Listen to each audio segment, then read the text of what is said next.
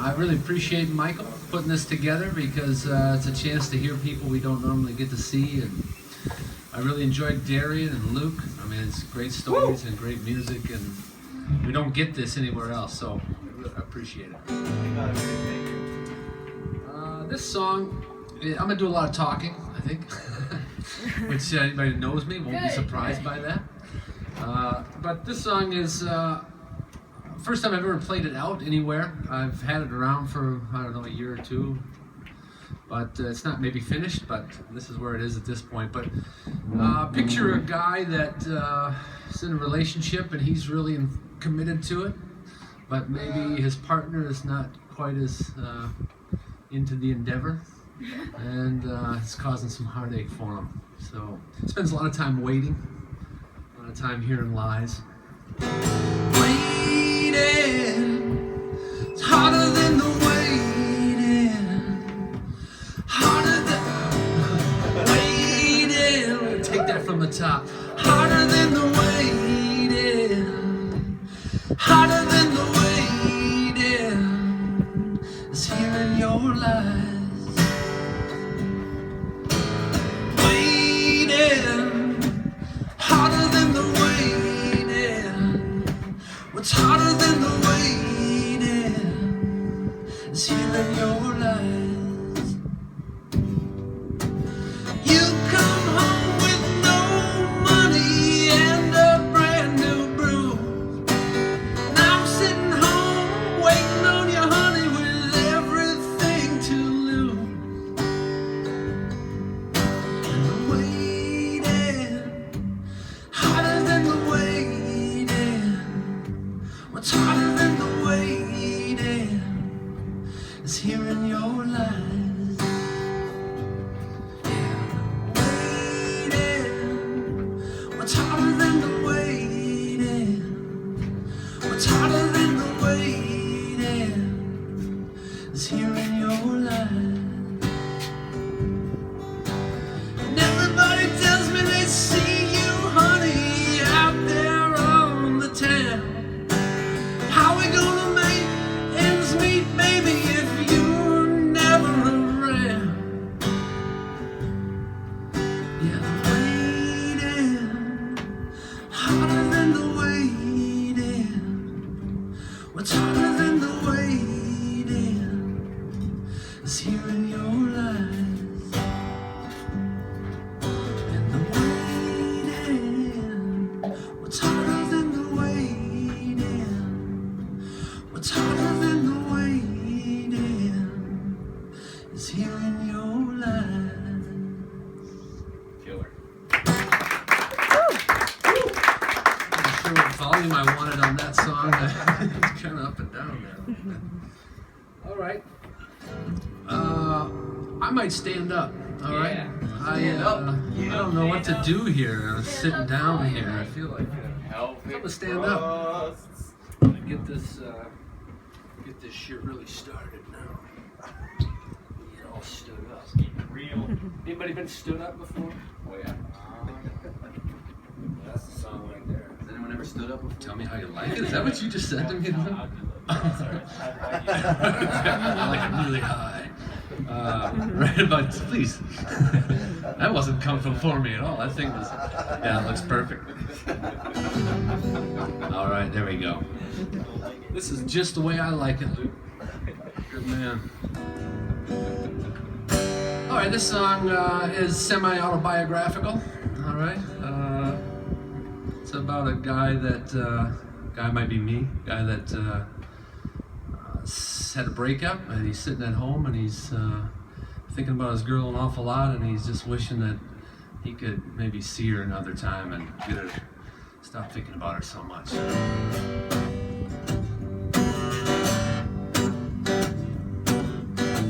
We had a good run, baby, oh, but now that we're through, I find myself not knowing just what to do.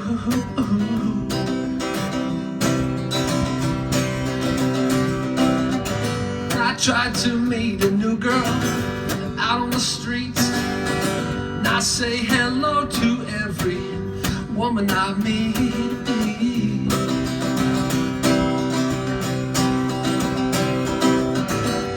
I'm a slow learner, baby, but I realize I need a whole new way to advertise. Luke!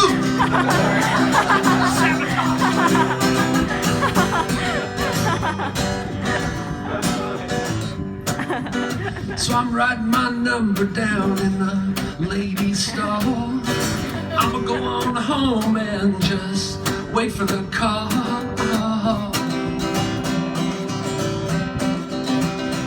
Wait for the call.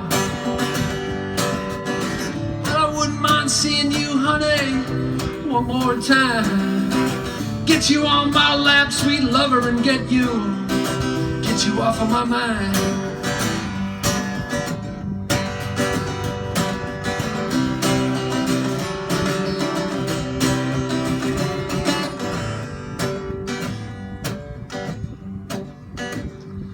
This little lull represents a long time waiting for calls, which never come. It doesn't do the time period justice. There was a lot of nights waiting for the calls that never came. I've been staring at the phone now for what seems like months, and the damn thing hasn't rang, not even once.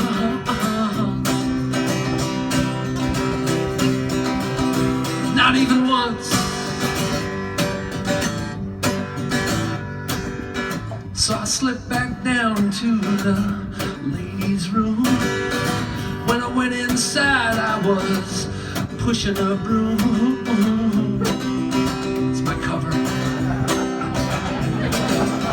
But when I opened the door, well, I almost died. Somebody had painted over what I had inscribed.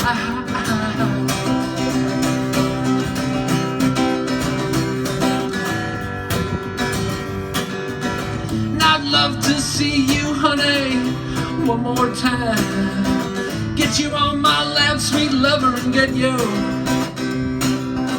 And I need to see you, honey, one more time. Get you on my lap, sweet lover, and get you. Get you off of my mind. Woo! Thank you. That was, again, semi-autobiographical, but also there's a little bar from Wisconsin. There's a little logging, it's a little logging town that had a heyday in the turn of the century, and then it's kind of worked its way down to nothingness. But there's an old bar that's been in existence since the late 1800s, and on the stall is a number carved in a four-letter or four-number number. You know what I'm saying? It's like, that's when the numbers didn't have any prefixes, you know? And I thought, and it was like, you know, call Jebediah or something, you know 7714. I'm like, buddy, did you get any calls on that? And then I came to Japan, it was a wooden thing, you know, and it was carved in there. And then I went back, you know, about 8-9 years ago, and it was painted, and I thought, poor Jebediah, man. It's all over now. There's no chance in hell he's gonna get a call. What were you doing in the ladies' room? I'm everywhere, Dan. I'm everywhere all the time. What do I got here? All right. This is a song I just wrote a couple weeks ago. It's called Hope, I think. We don't really name things necessarily. But this is kind of a sad, you know, it's we is me again. I use we a lot. It makes me feel powerful, you know. You and what army? We are here to shut you down. Anyway, I don't name things very often. But anyway, this is Hope, and starts out kind of slow and then ends rather depressing, I think. But if anybody's sad now, you may be even more sad in a few minutes. And this is also based on real events, right? All my ex-best friends tell me I'm boisterous and rude. And all my ex-girlfriends say I'm lascivious and lewd. You know, I could defend myself, but I'm not in the mood. He's selling hope I might just go and get me some. And there's girls out on parade, I might just go and meet me one. Yeah, meet me one.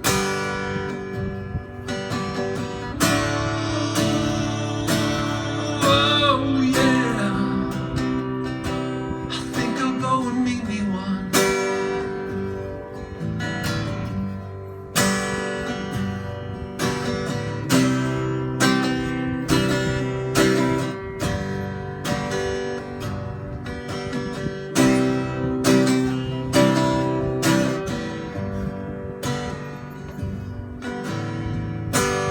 All my ex-best friends say I'm boisterous and rude, but the corner store's carrying Corona.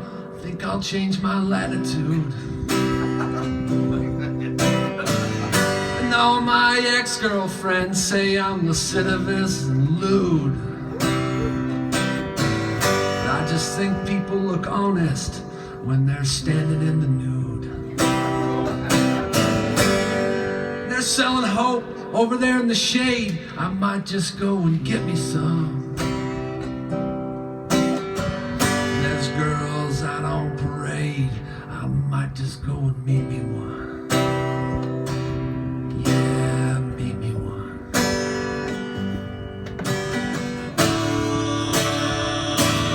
Oh yeah.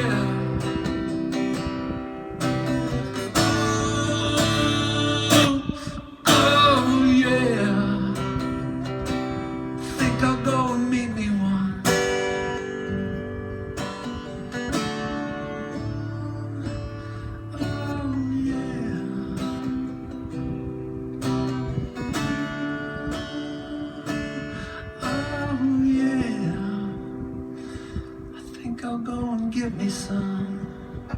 I think he gave up on his big dreams and just went over in the shade and hooked himself up. Okay, this is a story about me coming over to Japan, and it's a long, my coming over here is a pretty long story. I'm going to share it with you as briefly as I can, but I was 19 years old, I was going to school in Wisconsin, and I was pretty bored. There's been some drug talk already. I was smoking some dope, and I was nothing going on, and I thought, well, what am I gonna do? So I drove around town. This is pre-cell phone. You had to find people, you know. If they didn't answer their phone, what the fuck, I'd be calling all day, you know. Well, anyway, I drove around, and nobody's home, and knocked on some doors. I went down to the park where some vagrants usually hung out, and nobody's around. So I was heading back to my place, and a light turned red in front of me, and I stopped. I looked over, and there's a tennis court. There's two Japanese, I didn't know who they were, but there's two guys playing one guy in tennis. You know, and the one guy's working pretty hard. I had a racket in the car. I thought, what do you got to lose? So I parked the car, grabbed my racket, and went over, and I said, hey, you guys need a partner? You know, and they're like, oh, I don't know, English, no. And I'm like, English, no? What are you talking about, you know? Where are you guys from? They said, we're from Japan. You know, I said, what are you doing here? Wisconsin, study English. I'm like, good luck, you know, you got ways to go. You need a partner? And they're like, yeah, partner. I'm like, all right, you know. So we played some tennis, and, you know, the balls were everywhere. I'm not very good. They sucked. So pretty shortly, I said, hey, why don't we go do something else, you know? I said, I'll show you around town. They'd only been in Wisconsin for 2 days. They just got there. So we got in my car, we drove around town, and I showed them some places. I'm like, this is that, and that's this, and they're like, oh, you know, come meet some people back at the dorms. There's a lot of Japanese here. I'm like, all right, you know. And this is where I learned you have to speak differently to people who don't speak English as their native language. I'm like, all right, I'll tell you what, I'll buzz you guys back to your place. I'm gonna come home, I'll hop in the shower, square some shit away, and then I'll cruise back down like 45 minutes, you know. You know. And they're just like, you know, because what does that mean? You know? I'm gonna hop in the shower, and then I'm gonna buzz back down and square some shit away. What is he talking about? You know? Well, anyway, I squared my shit away. I took a shower, went back and met these guys, and it's turned into a lifelong friendship with these guys. Hideki and Daisuke and Kan I met on the courts, and then Daisuke and Yota I met later. We spent the next year going to shows and canoeing and partying and shooting pool, and I turned him on to LSD actually in there, which I didn't remember, but I met him in Tokyo, 10 years ago, and they're like, "You remember when we took acid?" And I'm like, "No, I don't. And I'm sorry about that." I'm like, "No, it was great. It was so great." Well, anyway, they taught me a little Japanese. They taught me a few words, konnichiwa and tsulala, which is icicle, for anybody that doesn't know.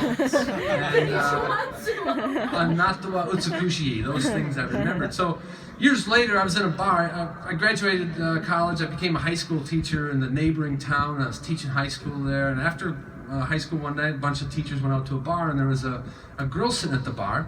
Perfect posture, Americans tend to...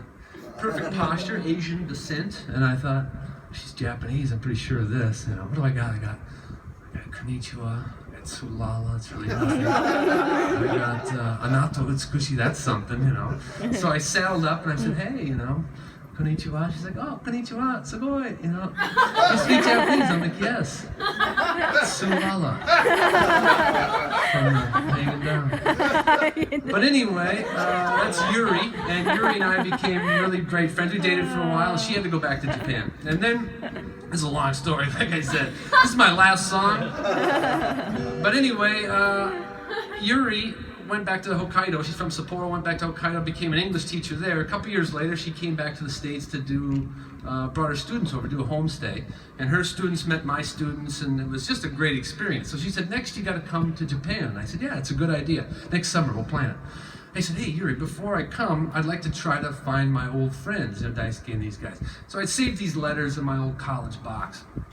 I dug them out, I emailed Yuri, and she sent out these letters, wrote these letters, say, "Hey, I'm, Mark Oman's old friend," and we waited and waited, no contact from her. It was disappointing. And then the day before my trip, I was packing up, and I'm coming to Japan for 3 weeks, almost a month, and I got a call, no caller ID. And "Hello, Mark?" I said, "Yes." "It is I, Shinji." I'm like, "Shinji, you still haven't figured out English, but God bless you, man." He's like, "You're coming to Japan, it's like a dream." I said, "It's no dream, I'm coming tomorrow, He's like, "I got a letter from Yuri, and it's amazing." I said, "Yeah." And I said, "Can I meet you? And where are you living? What's up?" In 10 years, I hadn't spoken to these guys. And he said, "Yeah, I'm living in Tokyo, and everybody lives in Tokyo. Kan and Daisuke and Hideki." And I'm like, "Great, can I meet you?" And he's like, "I don't know about everybody else, but I can meet you. Call me when you get to Tokyo." So I flew into Narita. I called. I'm shortening this up because there's a lot of trouble with the phone. And well, anyway, I called him and he said, "Go to Ueno Station. I'll meet you at Ueno." And I said, "What about the other guys?" He's like, "I don't know. I'll meet you at Ueno." So I got to Ueno Station. I looked around. I called. I said, "Hey, I'm at Ueno." And he's like, "Where are you?" I said, "I'm at exit 6 South Side." "I'll be right there, Mark. You wait." I said, "Okay." So I'm waiting. All of a sudden, "Turn around, Mark. I think I see you." And I turned around, and here comes Shinji and Daisuke and Hideki and Kan and all 5 guys. It's like Ocean's 11. They're all selling toys coming across. I'm like, "Mark, yeah." So we went to this izakaya and we drank and talked and reminisced, and everybody had stories. And plus, we didn't know anything about each other. "You married?" "Yeah, 2 kids." "Wow." "How much marketing, banking?" Awesome. So that started me coming over. Eventually, I got back home. I thought, wow, what a trip I had. I had a great trip. I traveled all around Japan with Yuri, and I thought, let's go over there for a year or two. And that was 11 years ago. Shit. Yes, sir. But anyway, here's the deal. I squared everything away. I got a house back in the States. I rented it out. I had a wonderful little dog that I'd had for 9 years. I gave him to a friend. And anyway, here's the song about that.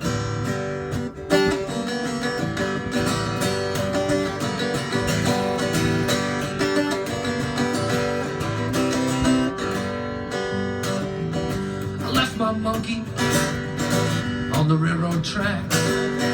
Yeah, I turned and walked away, and I never, ever, ever looked back.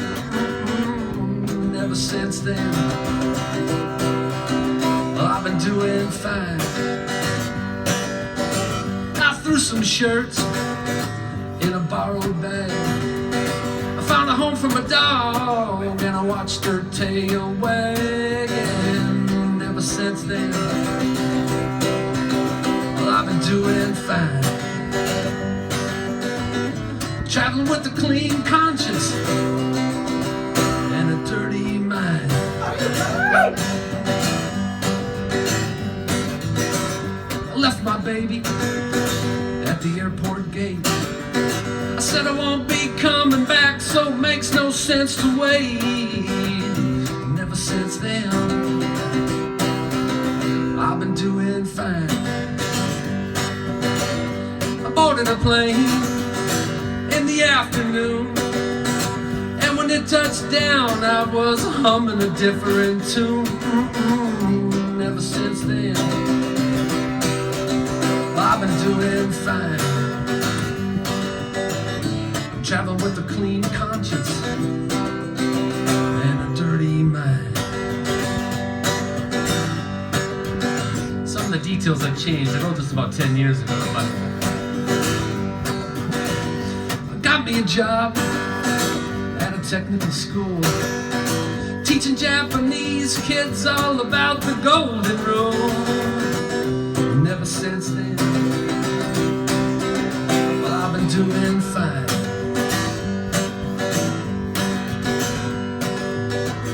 I got me a place on the 10th floor.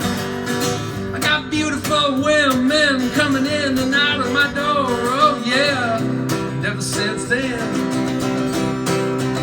well, I've been doing fine. I'm living with a clean conscience and a dirty mind. Living with a clean conscience and ooh, such a extremely, very dirty man.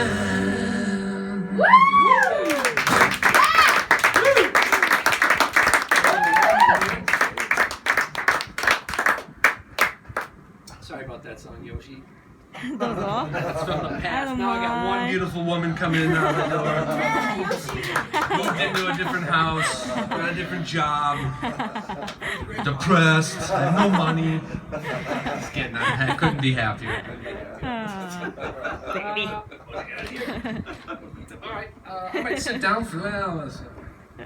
I think I can play this standing up. It's a song it's kind of mellow. I like to sit for this usually, but anyway, we'll try it like this, but I may mess it up with the picking here. So not much of a story here. It's inspired by real events again. Here it is anyway.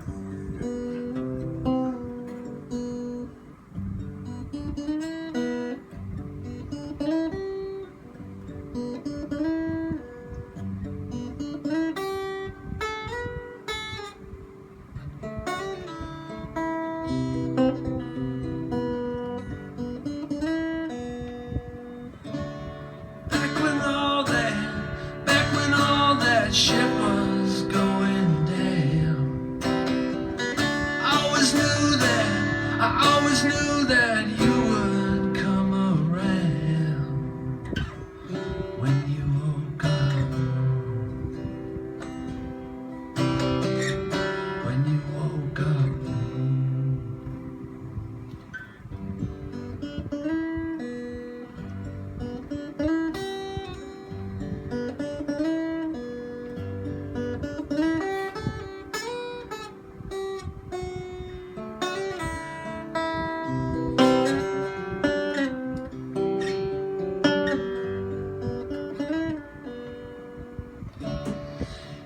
About the time that I was leaving town, just before my wheels were leaving ground, finally spoke up. Finally spoke up.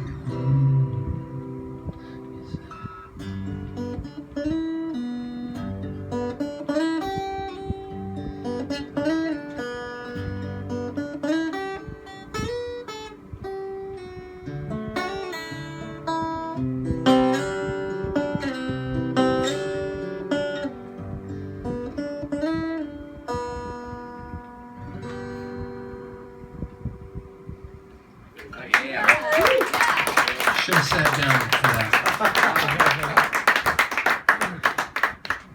All right. This is is just a little ditty. I don't even call it a song. I just call it a ditty. I don't know what a ditty means, but to me it means less than a song. Again, this song can cut through an aluminum can and still easily slice a tomato. That's how fucking good this one is. Just kidding. But it's about a guy, it's probably semi-autobiographical, about a guy who's pretty conceited, pretty high on himself. I like me, alright? It's not a good trait, but I'm comfortable, anyway. And failed romance, kind of the theme. Well, you knew when you met me that you weren't gonna get me. Oh, honey, you were only reaching for the stars. And I'm sorry that I cheated, but I'm selfish and conceited. I only love cars, bars, and guitars. Yes, I only love cars, bars, and guitars.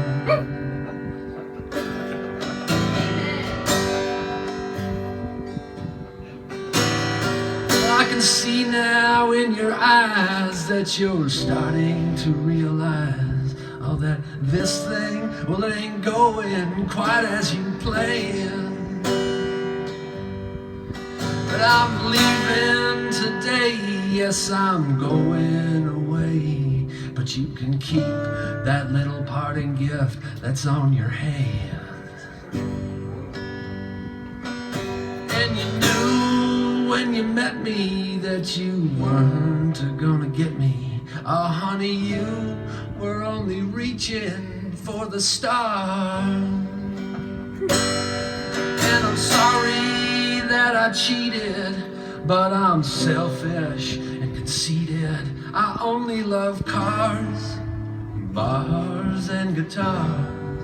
Yes, I only love cars, bars, and guitars.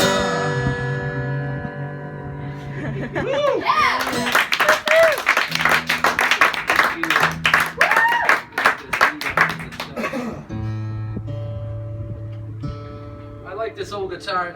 I don't even need a mic in here, do I? Get over that mic. I like this old guitar. I paid 2,000 yen for it. It doesn't always stay in tune, but for 2,000 yen, it's been a pretty good trooper. You got to put the old thing in here. But okay, this song I wrote. Yoshi, this is Yoshiko over here. She's a wonderful woman. Yoshiko came back to America with me this summer, and we had a great time. Went to Lambeau Field. The Packers weren't playing, but we toured Lambeau and paid homage to Vince Lombardi. And Yoshi flew a small plane, my buddy's plane, and we just had a great trip. And then I dropped her off at the airport, and I was coming back from Minneapolis to Wisconsin where I live, and I was crossing the Mississippi River, and this started happening in my mind. It sounds like Yoshi and I don't have a good relationship, all right? Because the song doesn't, but it just happened that I wrote it at that time, and I don't think it has anything to do with Yoshi. Because it's not a really good song.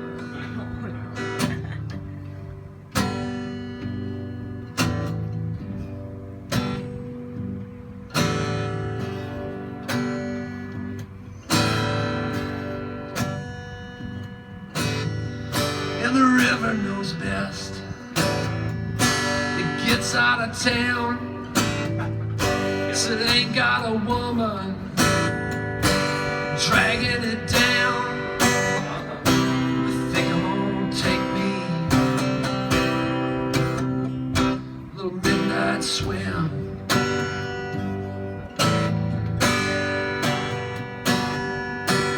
'Cause I don't need your loving if it's just on a whim.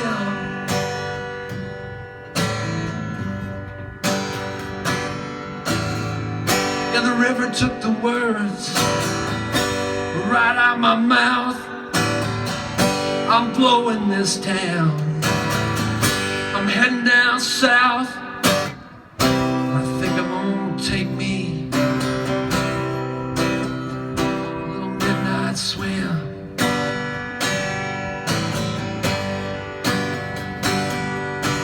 'Cause I don't need your loving if it's just on the whim.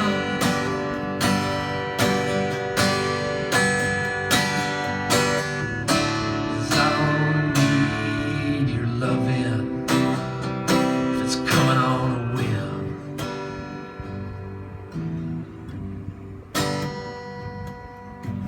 'Cause I don't need your loving if it's just on a whim.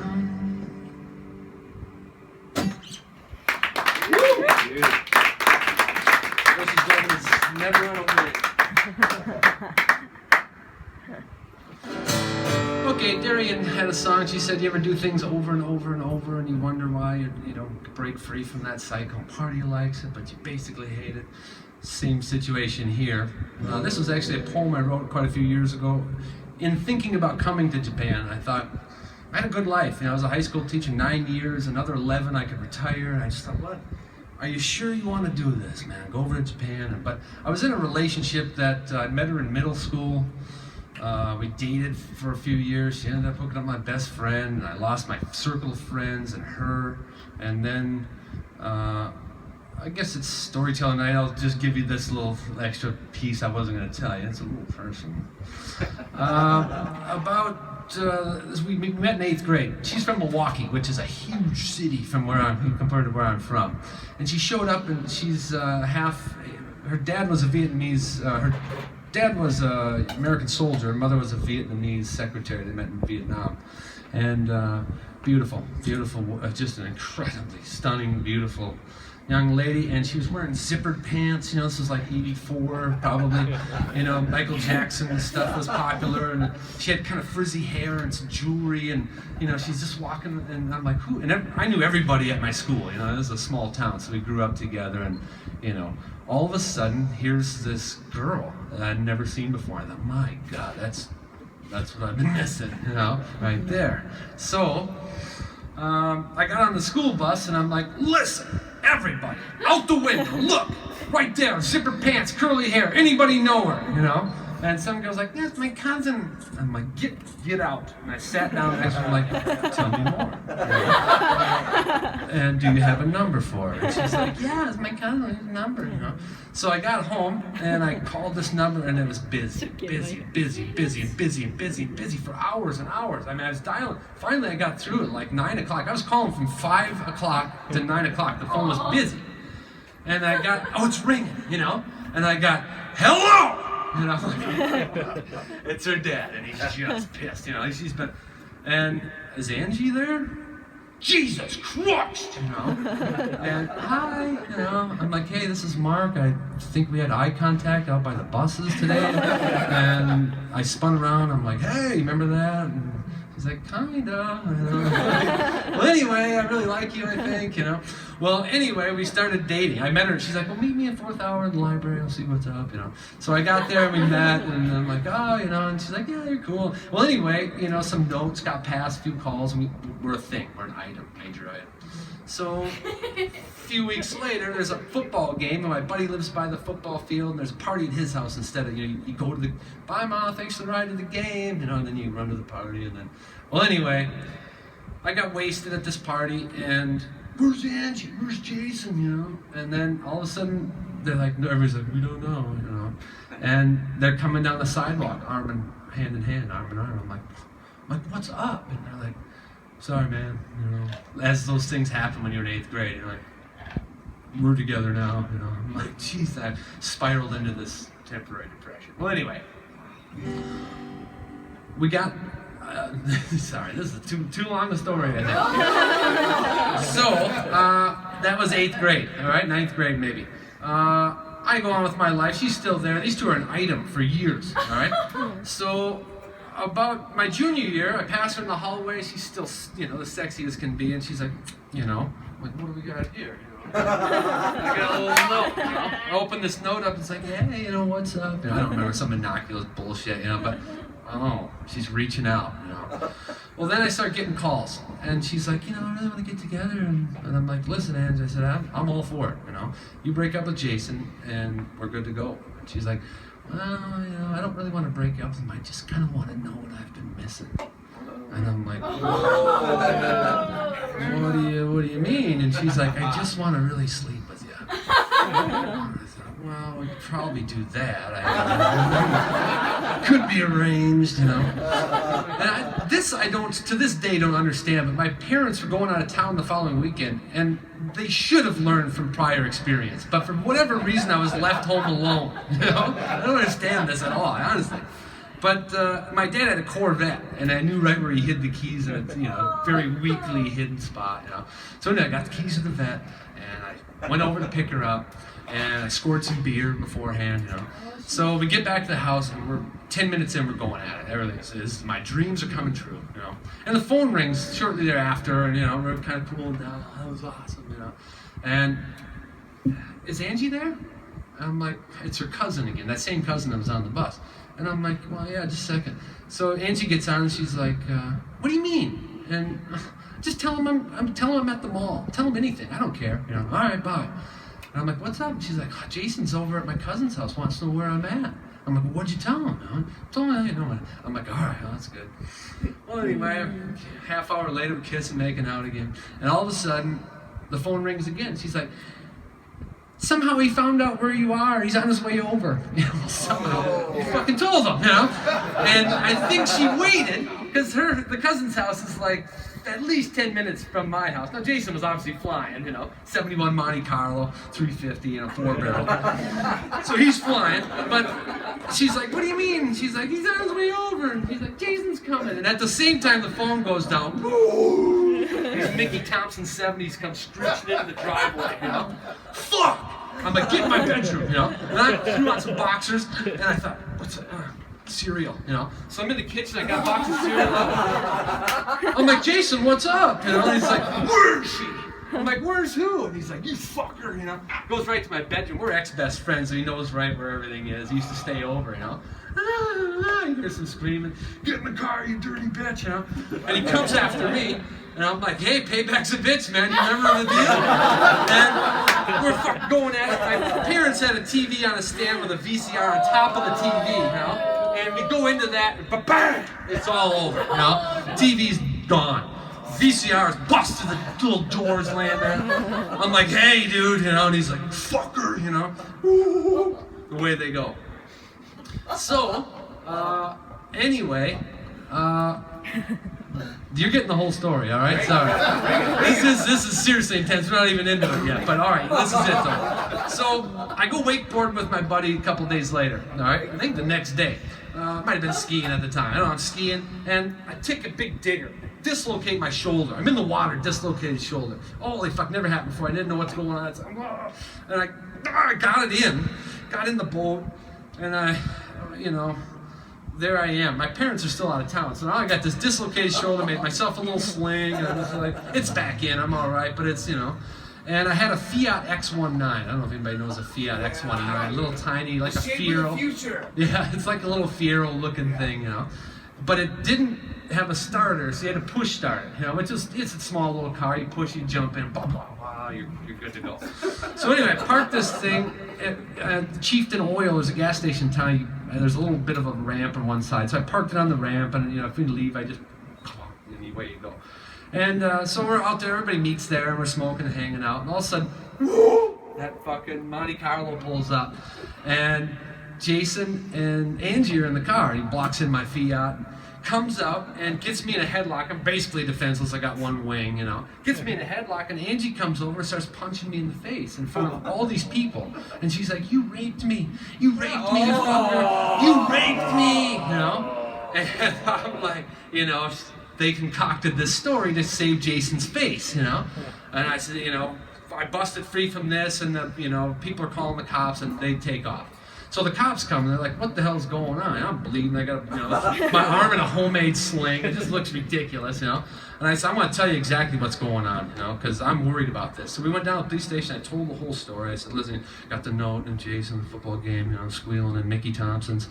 So I told the whole story, and the cop writes it all down. He's like, that's quite a tale, man. I'm like, yeah, Well, a couple days later, I get a call from the police department, the Halley Police Department. Now, my house is a different precinct or area than where we were at. So the police call, and I know this guy. He's a friend of my dad, kind of friend, high school. They went to high school together. He's like, Mark, your dad around? I'm like, no, he's not, And he's like, well, can you bring your parents down to the police station after dinner tonight? We need to talk about a sexual assault that occurred at your residence on the 17th. What? I'm like, what?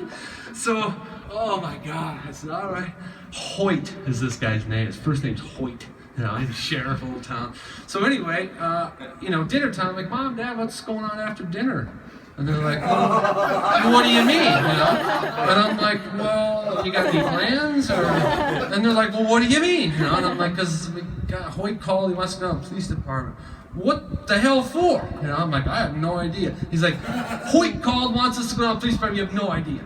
And I said, well, it might have something to do with Angie and Jason and this, Oh, Jesus Christ. I gave him a little precursor to the story, Sorry, people, this is a long story. So we get down to the police department. There's an old tape recorder and a small little room. We get in there, and Hoyt says, thanks, Paul, for coming down. Sorry, it's a tough situation, Okay, we're going to do a statement here. And he hits the recorder, orange, press them at the same time. And he's like, okay, I'm here with Paul and Joanne Ullman and Mark Ullman, and we're here to discuss sexual assault that occurred on August 17th. And my dad comes down on that fucking, that recorder like the hammer of Thor. Bang! The tape comes out, and he says, God damn it, Hoyt, you say alleged.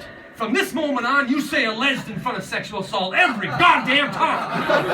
And he's like, sorry, Paul.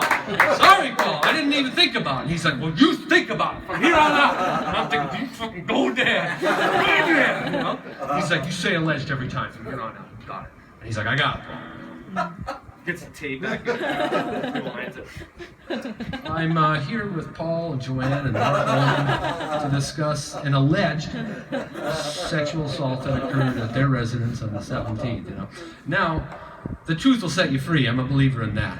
So I thought, I didn't do anything wrong, except take my dad's Corvette and drink alcohol and sleep with my buddy's girl. But I didn't do anything really illegal, except for the alcohol. So I told the whole story, They're like, start from the beginning. And I said, well, I was walking out of school in 8th grade. I told the whole story. That's usually this guy. So we get to the point where he's interested in, whether or not I raped this girl, So I said, we got to the house, and we started kissing right away. So I can show you the notes. She told me she just wants to sleep with me, and so what happened? I said, we got in, and we started kissing, and we started, making love. And he's like, where were you? And I said, in the living room, And what position were you in? Because this is important, because if I'm holding her down or anything, I'm like, well, I don't know how to say it nicely, but I was behind, and my mom, she's kind of on all fours, and at any point she say no, I'm like, oh, no, she was totally into it. Then what happened? And I said, well, we were really hot, so we went into my parents' bedroom, because it's the only room with air conditioning in our house at the time. This is I gotta step out. So my mom's out. Me and my dad, I finished the story with Hoyt. He says, all right, So a couple days later, I get a call, and they're sticking to the story. And would you be interested in taking a lie detector test just to help clear this up, And I said, yeah, I didn't do anything wrong. I said, do whatever. So I went down there. 16 years old, I took a lie detector test. And a guy come in, a different guy. And they asked me a series of questions. At any time did she say no? No. At any time did you restrain her in any way? No, I didn't. Did you rape Angie Kenny? No, I did not. And we got done, and he told me right away. He's like, yeah, you're good to go. He said, there's no signs of deception whatsoever. And I said, wow, thank you very much. Hoyt came in. So they went back with this, and they got Jason and Angie in different rooms, and they said, hey, you passed the lie detector test, and your story doesn't seem to hold up, you know. And I don't know who, but one of them broke down and told, probably Angie, told the truth, and then they got, you know, charged with filing false things and, you know, a bunch of shit. So that was that. Yeah, intense. So I go away to college, and that's all behind me now, and whatever. So, but in my town, there's a big inner tube float. You go down the river, and everybody gets back. So I come back from my big thing, you know, a couple years now. This is 3 years after the incident, a couple years into college. And I get done floating, partying, I'm dragging my thing up, and all of a sudden there's Angie, you know. I'm telling you, people, sorry, Yoshi, this isn't a story you necessarily love hearing, probably, but she was nothing compared to you, dear. Nothing compared to you. Amazing, looking amazing, you know. And she's like, hey, I'm really sorry, you know. And I'm like, yeah, that doesn't cut it, you know. I said, yeah, I could still be in prison, bitch. I could be in prison right now, you know, for what you did. You know? I'm so sorry, you don't even know, you know. I'm like, oh, I know. But I thought, you know what? Fuck it. Just give it to her one time. Get what you deserve. I took her back to my place. Hey, it's a retribution pound. You know what I'm saying? I'm not, you know. I had her sign a waiver. I said, I scribbled something out and said, I agree to consensual sex with Mark Goldman like I did the last time. And I had her sign it, you know. And I just hit it like a fucking champ. Well then, this, you know, I couldn't stop myself. She's so hot. I started seeing her again. So then, you know, she profusely, you know, claimed that she was so sorry. She's a changed person. She loves me so much, and she can't believe she ever did it. And I fell in love with her again, you know. So, like, oh yeah, I'm a retard. 8 months later, you know, we're heavy. She's moving in with me, and I love her to death. So I go to my parents. I'm like, Mom, Dad, I'm really excited. I got some news. I got somebody you really got to meet. I'm like this, and they're like, wow, we're really excited to meet her. And I'm like, well, actually, you have met her. And they're like, oh, really? Who is it? And I'm like, it's Angie Kenny, you know. And if you could have seen and heard the reaction to this, oh my God! Boy, what's wrong with you? What would possess you to do something so foolish? Don't you learn your lessons, you know? She's changed, you know. Well, she hadn't changed, you know. There's no more rape charges, but it just was a nightmare. Well, anyway, we lived together for about 3 years, and it came time, we just eventually split up, and there was a lot of drama here. This story's gotten way too long. But anyway, we split up, but we'd get back together again and again and again and again, you know. As soon as I seemed to be happy, she'd come back so contrite, and she'd convince me that, yeah, we'll try it one more time. And then she'd find somebody, and I would run to her and make sure that didn't work, and we were just killing each other, you know, killing each other. So this was all about the time I decided to come to Japan. I thought, you know, you got to get out of this cycle. You're just doing this, you're breaking up, you're getting back together. At the same time, I like antique cars and old shit. So, my old cars are breaking down, and I'm fixing them, and my old place I'm living in, I'm fixing pipes, and they break, and then I fix it again, and then she's calling, and we're back together, and we break up. And it just was this cycle of fixing and breaking things, and I just had to get away from it. All right, that's the longest story. Woo! Story time. Great. So this is a song. This song's called "Fix It and Break It." All right. Fix it and break it. Yeah, you fix it and break it. Is this really living? Is this really life? Fix it and break it. You fix it and break it. Is this really living?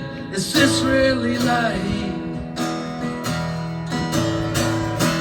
Kick it and break it, and fix it and fake it. Convince yourself you can make it. Move, do it. Regret, but do it. Come to the realization that you blew it.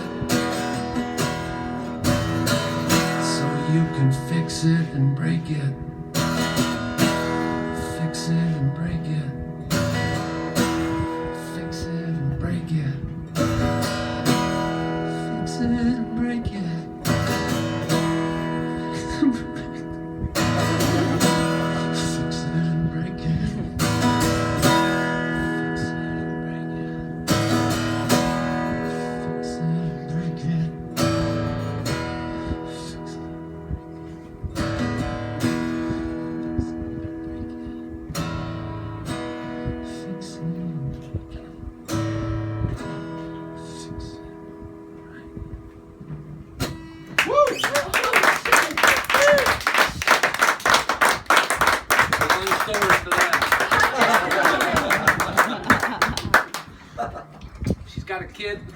She's not married, but she's got a kid. Lovely daughter. Oh, you're still in touch? Yeah. I saw her a couple times ago when I was back. I wish her the best. You know, we got a lot of history. I wish her the best, but it's all over. All right, this song is actually about her too. If anything, she was a damn good muse. You know, there's a lot of nights sitting around going, "Fucking bitch, I'm gonna write some shit about you you ain't gonna like."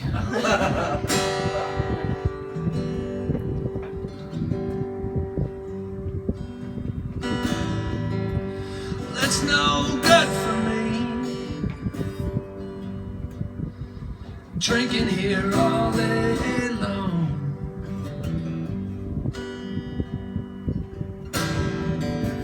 And it's no good for me. Staring at the telephone. But maybe I want to.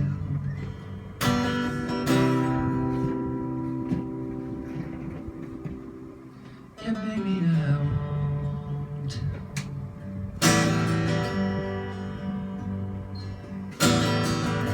And it's no good for me. Oh, going out on the town.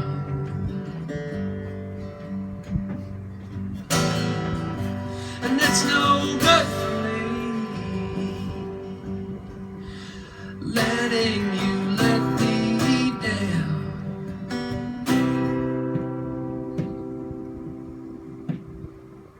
But maybe I want to. Yeah, maybe I want to. And I wanna see you look me right in the eye and tell me you wanna give it one more try. 'Cause maybe I do.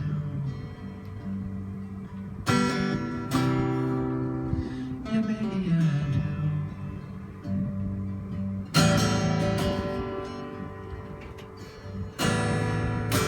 And it's no good for me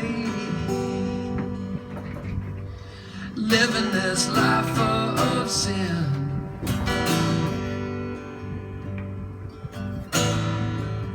And it's no good for me always letting you win. But maybe I want to.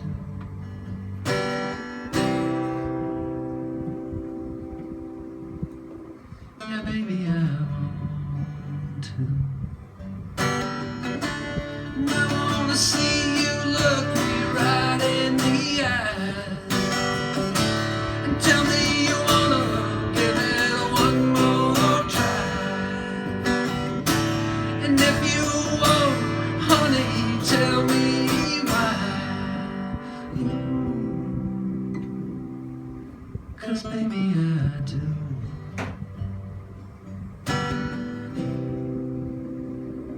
Maybe I do.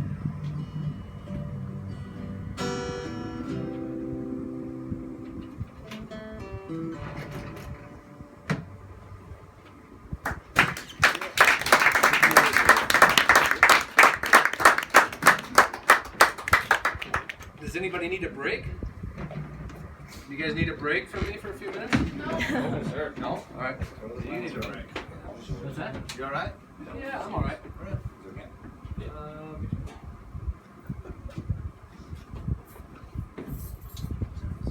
All right. I think we'll do this song I wrote a couple weeks ago, and the feedback I'm getting from my friends makes me feel good. I think they like this one, That's which what they makes call me feel friends. good. You know?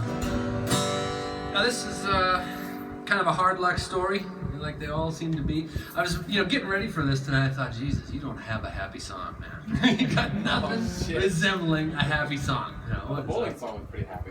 I haven't played that one. I wasn't playing it. I don't play that, but it isn't because I don't end up with her. So nothing's happy. I'm very happy.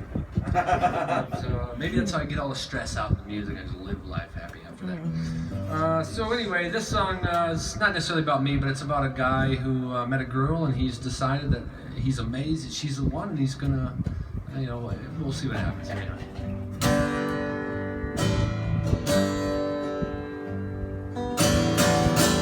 Well, I've made up my mind. I've been thinking for some time. I'm gonna take everything I own and give it all to charity. I'm gonna take everything I own, my house, my home. I'm gonna give it all away, give it all to charity. Well, I met Charity last night in front of Sunshine Sakai. She says it's so damn good, we don't even need to try. And Charity says she really loves me. And Charity says she places no one above me. And Charity says she's been looking for a man just like me.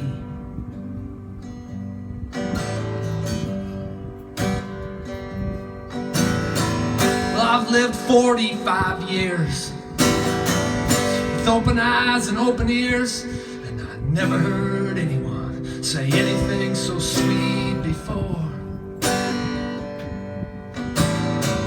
And I've made up my mind. I'm certain this time I'm gonna take everything I own. I'm gonna give it all to charity. I'm gonna take everything I own, my house, my home. I'm gonna give it all away, give it all to charity. And Charity says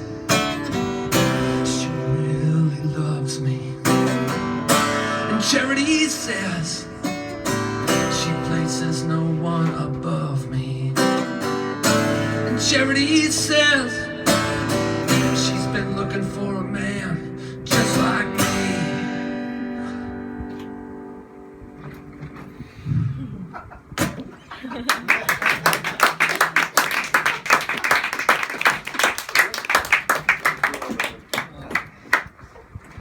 Let's see what else we got on the paper. Okay, this is, I don't know how many religious people we got out there. Was raised extremely religious in a very religious family. My grandfather was a minister. God bless his soul. Yeah. But I turned out to be a non-believer. I don't know what happened, but I appreciate the good things about it, but I just don't know if it's for me. Part of the reason is there's a lot of religions out there, I thought. So why do we think ours is the best? Is it the best, or what's up, you know? So anyway, this song about religion.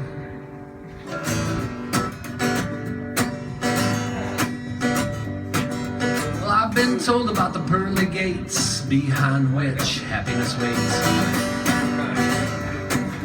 And all my relatives up in the air, they got wings on their backs without a care. Yeah, it sure sounds good. And all you gotta do, people, is believe and ask for forgiveness before you leave. And I've been told about virgins in the skies, 72 lined up with twinkles in their eyes. Well, you know I would.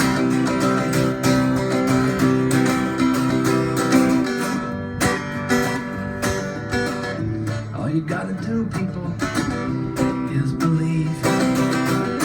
Become a martyr before you leave. Now there ain't no reason to wonder why.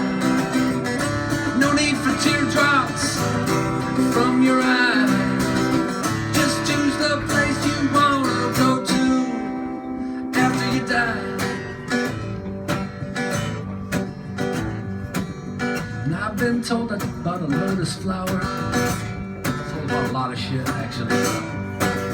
That holds infinite powers. Live your life as you should. You'll come back as something good. All you gotta do, people, is believe. Breathe a little incense before you leave. And I've been told I'd take a hail pop ride. A little spaceship that's a trailing behind. Get yourself some Converse shoes.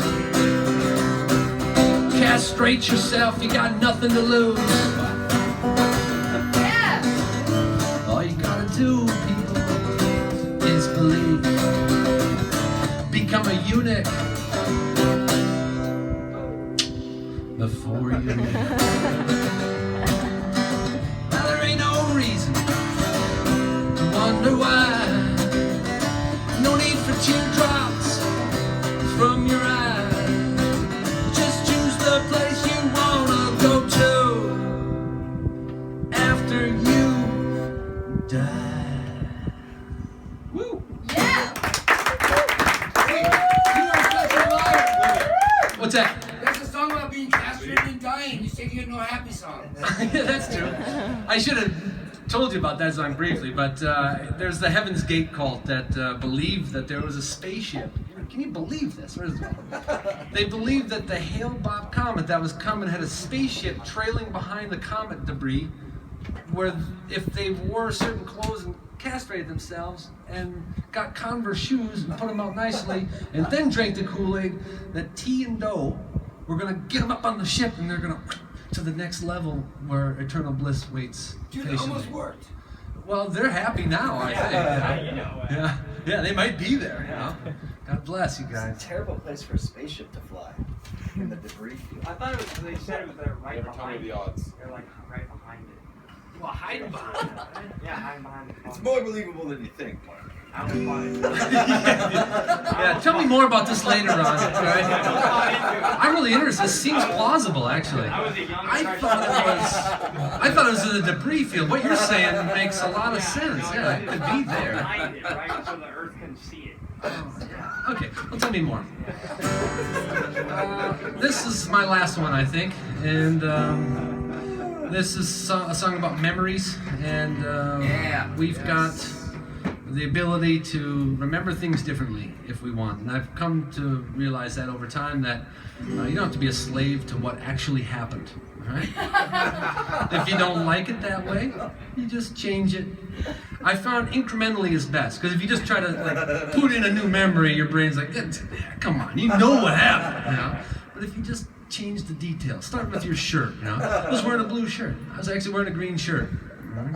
And then, you know. Alleged sexual assault. Yeah, let's just make an alleged one.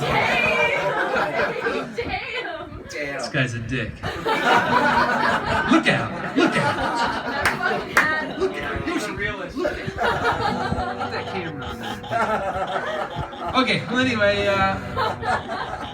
hey, you can do whatever you want with your memories. So, take that to heart, all right? If you don't like something, just tweak it. Just throw it Mexican. It's yours. You own it. It's your memory. Oh, memory, you are so dear to me, 'cause I can make you and shape you into anything I want. In my memory, you are so dear to me, 'cause I can make you and shape you into anything I want. Now were the good times really so good? And were the bad times really so bad? That's up to me. In my memory, now were the good times really so good? Were the bad times really so bad?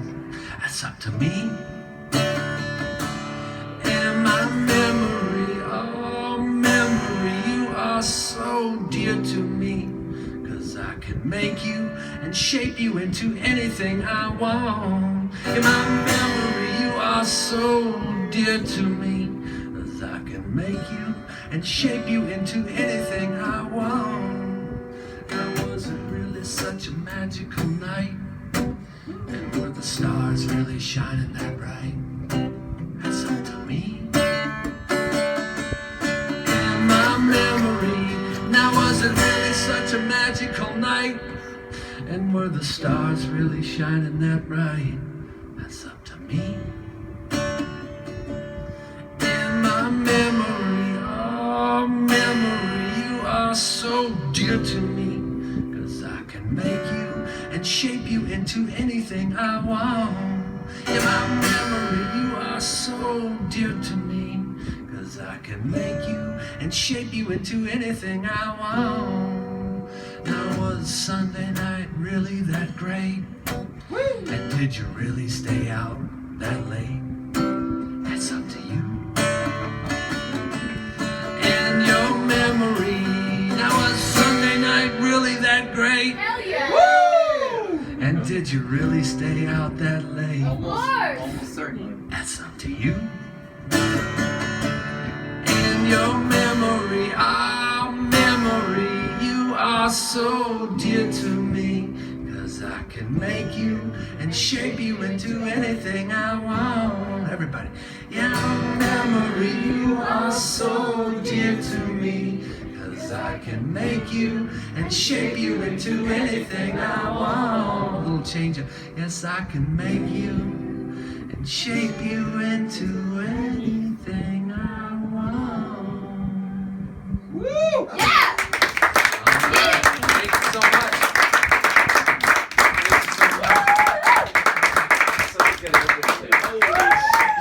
You motherfuckers! Holy shit!